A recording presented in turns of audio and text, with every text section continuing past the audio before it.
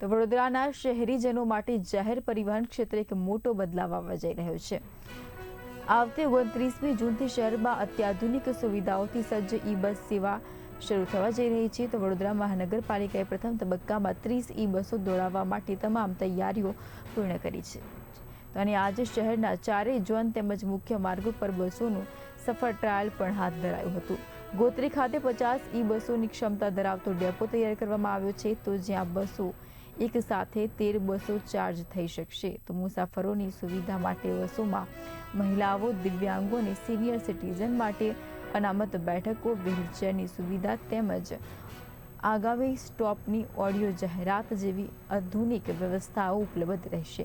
શહેરના વિવિધ રૂટ પર તબક્કાવાર ઈ-બસ સેવા શરૂ થતાં પર્યાવરણ મિત્રી અને વધુ આરામદાયક મુસાફરીનો લાભ વડોદરાવાસીઓને મળશે।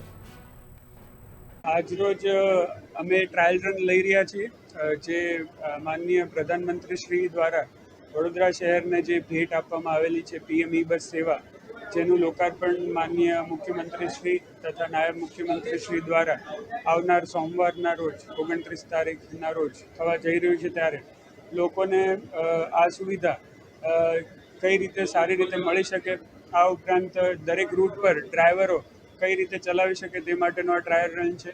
આની રેન્જ અમે નિર્ધારિત કરીશું, રીજનરેશનમાં કેટલું જનરેટ થાય છે અને રેન્જ એની ફાઇનલ કેટલી આવે છે, જેથી અમે ફાઇનલ રૂટ સેટ કરી શકીએ તે માટે આજે ટ્રાયલ રન લેવા